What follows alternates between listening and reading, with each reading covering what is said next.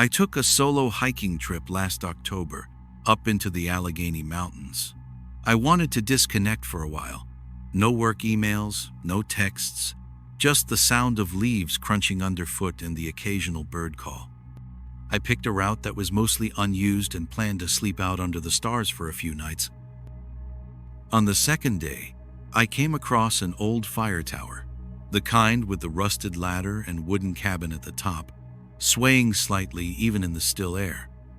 It wasn't on the map I had, and there was no trail leading directly to it, just a clearing surrounded by tall, dense pine. It was eerie, yeah, but also beautiful. The way the sunlight filtered through the trees made the whole thing look almost dreamlike. I climbed the tower, carefully, 1 foot at a time. The view from the top was unreal, rolling forest in every direction, golden and red in the autumn light. I stayed up there for an hour, maybe more, just breathing. Right before I climbed down, I noticed something strange in the trees.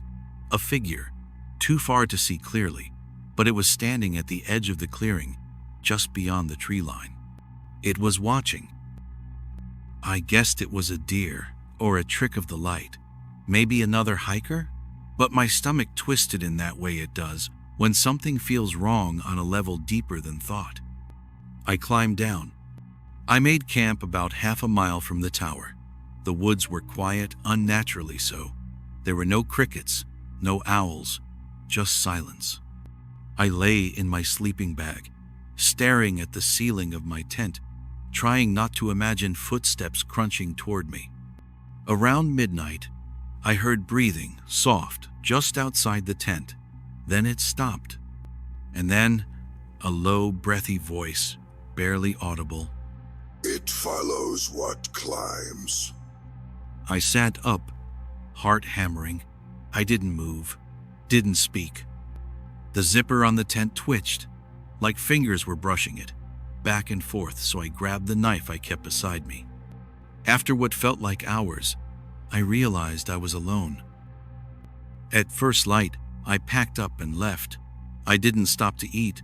I just hiked my way out of there. But no matter how far I went, the forest didn't feel empty anymore. I felt eyes on me, constantly. I reached a small ranger station by dusk on day 3. It was unmanned, but it had a radio and an emergency bunk. I was relieved to see I could enter and lock the door behind me. I settled down and ate for the first time in days. I checked the mirror above the sink. My face looked different, pale. My eyes were sunken, and I looked like someone who hadn't slept in a week. Behind me, reflected in the mirror, movement. I spun around. Nothing there. That night, the whispering returned. From inside the ranger station, I could hear more words. You were not invited. It follows what climbs. The radio crackled. Static. Then a voice, whispering through the speaker. It follows what climbs. I smashed the radio and left before dawn. I hiked until my legs almost gave out.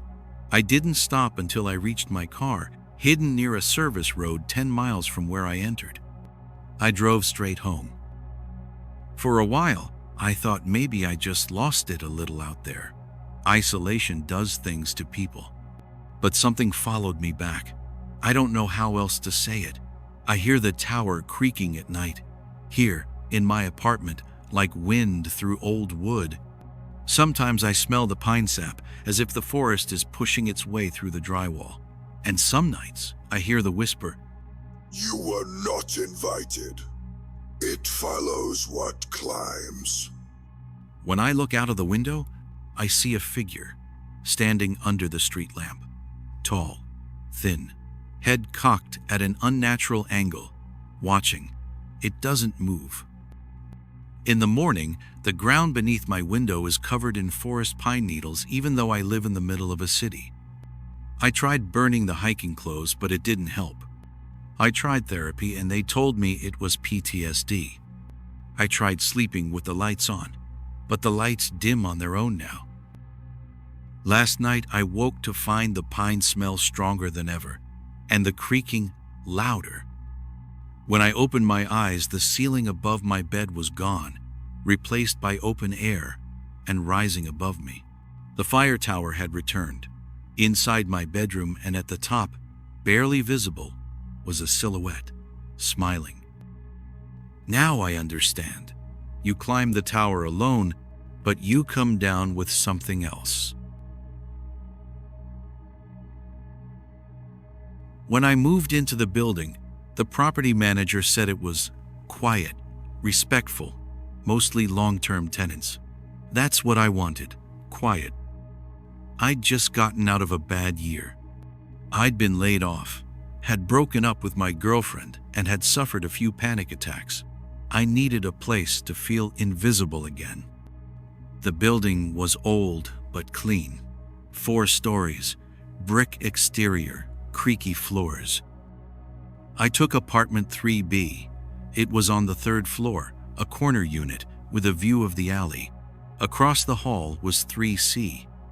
The door was painted a dull green like the rest, with a brass number that hung crooked. I never saw anyone go in or out, and I didn't think much of it at first. The first week, everything was fine. I unpacked slowly and got used to the hum of the radiators and the low moans the pipes made at night. The place had character. Then I started hearing the knocking, always around 3:13 a.m., 3 short knocks from across the hall, every night at the same time. At first I figured someone was trying to get in, a drunk neighbor, someone forgetting their keys, but the hallway was always empty. After 5 nights of this, I mentioned it to the woman in 3A when I bumped into her at the mailboxes. She froze. "You hear it too?" she asked. I nodded. "Yeah, from 3C, right?" She glanced toward the stairs. "No one lives in 3C. It's been empty for years." "Maybe someone moved in." She shook her head. "I've been here 12 years. Trust me. It's been empty since the old tenant died. They never re-rented it." That night, I waited by the peephole. 3:13 a.m. Knock, knock, knock. I stared through the peephole. The hallway was empty, but something moved, just out of sight, like a shadow retreating. The next morning, I went to the building manager's office, told him about the knocking, asked who lived in 3C. He gave me a look. "That apartment's sealed off. We've had some plumbing issues in there. No one's in it." I asked if I could see inside. He declined. I didn't sleep well for days. I kept the lights on, played white noise, but nothing drowned out the knocking. And then things escalated. One night, I woke up to a new sound, a dragging noise. Slow, like someone pulling a heavy bag down the hall. When I opened my door, the hall was still, but there were wet streaks on the floor, leading from 3C back to my door. The next day, I pressed my ear to the door of apartment 3C. I don't know what I expected. Nothing maybe, but I heard breathing, slow, raspy breathing, like someone sick or old. I started having dreams. In the dreams, I'm standing outside 3C. The door is open just a crack. I'm drawn to it, heart pounding, and inside is dark, darker than darkness. A voice whispers, "Come see what he left behind." I always wake up before I step in. But then, one night, I didn't wake up. In the dream, I pushed the door open. Inside, there was a chair, a broken lamp, walls covered in mold and torn wallpaper. And in the center of the room, a man sat on the floor, naked, gaunt. His eyes were all white. His mouth was sewn shut, but he was smiling. When I woke up, I was on the floor outside 3C. My hands were covered in dust. The building manager said maybe I was sleepwalking. He agreed to open the door to 3C in front of me, and I watched him unlock it. The apartment was empty. Dusty, sure. A few scattered tools from a forgotten repair job. But no furniture, no signs of life, no man. Since then, I've been counting down the days until my lease ends. I sleep with my back to the wall. I leave the television on, and I don't look out into the hallway after dark. But something's changed. Now, the knocking happens at my door. 3:13 a.m., 3 short knocks. There's whispering too.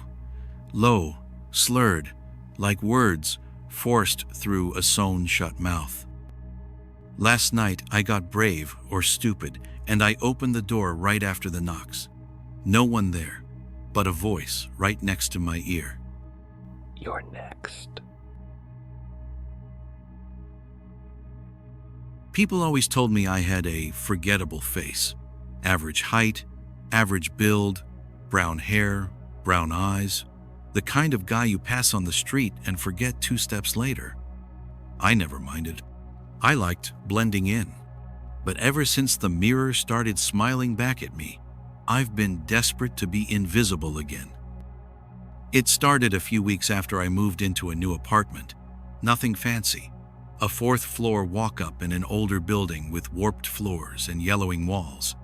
It had a single bedroom, a tiny kitchen, and a bathroom with a tall antique mirror bolted to the wall. The frame was black iron, twisted into thorns, chipped and rusted at the edges. The landlord said it had been there since the place was built. I didn't like looking at it much.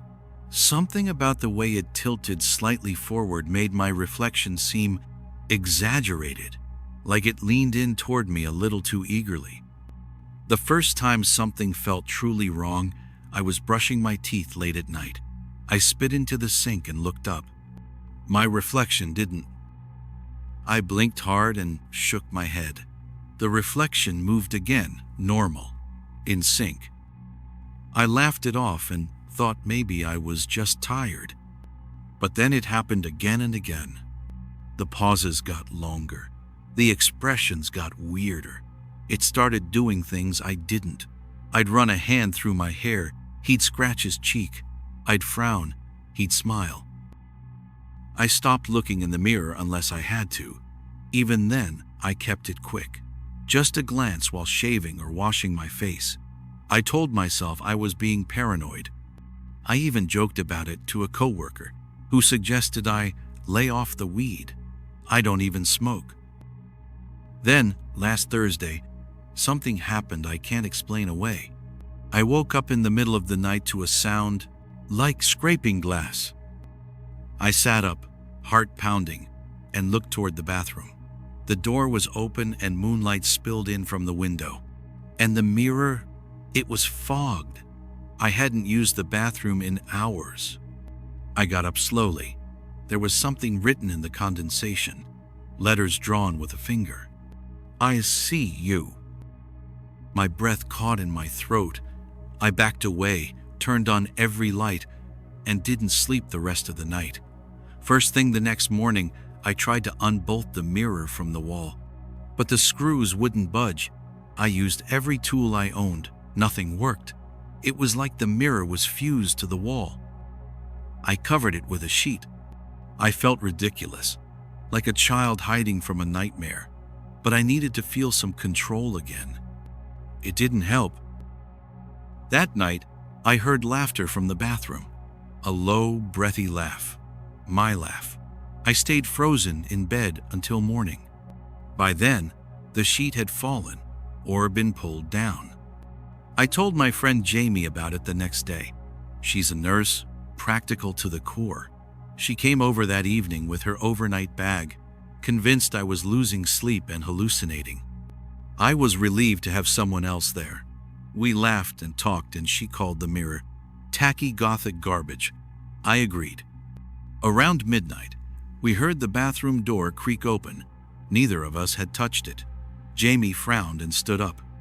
Probably just a draft, she said, though her voice had a tremble to it. She stepped inside. I followed her halfway. standing behind her as she flipped the light switch. The mirror was bare. No fog, no writing, just us. Then Jamie said, Wait, did you see that? I looked closer. See what? She leaned forward. I think it blinked. I laughed, nerves frayed. What, the mirror blinked? No, you didn't blink. Your reflection did. I stared. My reflection stared back. And then it smiled. Not just a twitch of the lips, a full, too-wide, teeth-baring grin. Jamie gasped and grabbed my arm. Did you see that? I nodded, numb. Then my reflection raised a hand, slowly, and tapped the glass from inside. Jamie screamed and bolted. She ran out the door and never came back. I haven't heard from her since. I tried to report it, called the building manager. He said I must be drunk. Said no one else had ever complained. Said I was imagining things. That night, the mirror was empty. No reflection at all. It was just darkness. Then, faintly, a hand pressed up against the inside. Pale, long-fingered. Then the face came. Mine, but not mine. Its eyes were black pits. Its mouth hung open in a soundless laugh, and then it stepped back. Suddenly, I saw myself again. Just my own face. Shaken, confused. I don't look in the mirror anymore, but I can feel it watching. Some nights, I catch movement in my peripheral vision. Someone standing behind me in the glass. But when I turn to look, there's nothing. It's waiting. It wants out. And I think, soon, it won't need my permission. I never believed in horror stories. Not really. Sure, I liked a scary movie now and then, but I always figured fear came from misunderstanding, creaky pipes, wind-blown windows, electrical humming, nothing that couldn't be explained by logic. That was before the man under the floor started whispering my name. I'd recently moved into an old farmhouse about 2 hours outside of Cincinnati. I was in the middle of a divorce and needed solitude more than comfort. The place was cheap, absurdly cheap. The real estate agent gave me a vague story about the previous owner leaving suddenly for personal reasons, so I wasn't worried. It didn't matter to me. The roof held, the plumbing worked, and I had no neighbors for a mile in any direction. I could scream my lungs out and no one would hear. That appealed to me. The first night was uneventful, if a little drafty. The second night, I heard weird noises. Not mice exactly. Something slower, deliberate, almost rhythmic. I figured maybe a raccoon had gotten in beneath the floorboards. I made a mental note to check the crawl space in the morning. But when morning came, I'd forgotten. I had other things on my mind. Bank calls, job interviews, emails from lawyers. That night I heard it again, but then it stopped, followed by a whisper. Faint, almost too faint to hear. Michael. My blood turned to ice. I sat bolt up in bed. I hadn't told anyone where I was going. My name wasn't on any mailbox yet. Who the hell knew my name? The next night, I stayed up late, drank a bit, tried to trick my mind into dismissing it all. But the moment the clock crept past midnight, the sounds and whispering returned. Michael.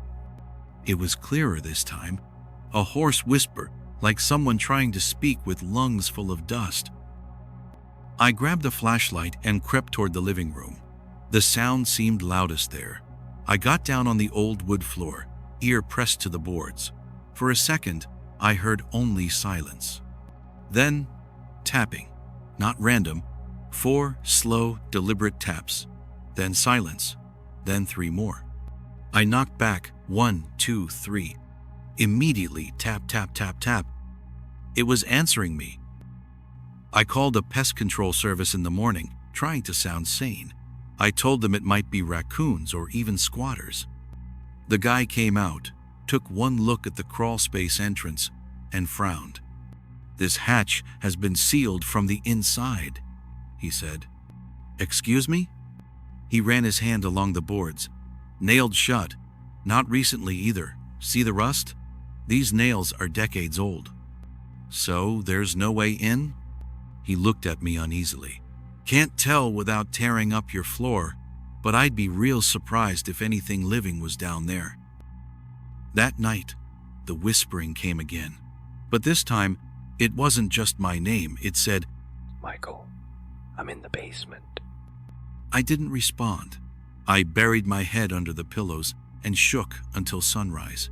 The following evening, I sat in the center of the living room with my phone recording. I wanted proof of whatever was happening. I needed someone else to hear it. Midnight. Silence. Then, tap, tap, tap. Michael, open the floor. I yelled, "What do you want from me?" Silence. Then, softly, To switch. I checked the recording. Static. Just static. No taps. No voice. I know what I heard, but the audio betrayed me. I called a local handyman, desperate to pry up the floor. He showed up late afternoon. Big guy. Confident. Probably a busted pipe or a trapped animal, he said. He started tearing up the boards in the center of the room. Within minutes, he stopped. His face went pale. He waved me over. Below the floor was a square hole. A pit, really. But it wasn't the depth that unsettled me. It was the ladder. Old, rusted metal rungs led down into complete darkness. Jesus, he muttered. That's not a crawl space. That's a basement. I hadn't seen any basement door. It wasn't on the house plans either. He offered to go down, but I insisted I'd do it myself. Something in me needed to see it with my own eyes. I descended, flashlight in hand. The air grew cold. The stench was overpowering, wet earth and rot. The basement was small, maybe 10 feet by 10. The walls were stone. The floor, dirt. And in the center was a chair, a single wooden chair, facing the wall. On the wall, carved in uneven strokes, I read the words as they were whispered in my ear. Thank you for switching. I turned. The ladder was gone. Not just gone, sealed. The boards had reappeared, and I was nailed in. I screamed, pounded, called for the handyman. No response. The flashlight dimmed, and then, from the corner, a figure emerged. Bent, broken, crawling. It had my face and it smiled. They say they found me wandering along Route 20 a week later, dazed, rambling. The cops said I must have gone off the deep end, maybe from stress. They took me back to the house and put me to bed, but I can still hear it whispering, Michael,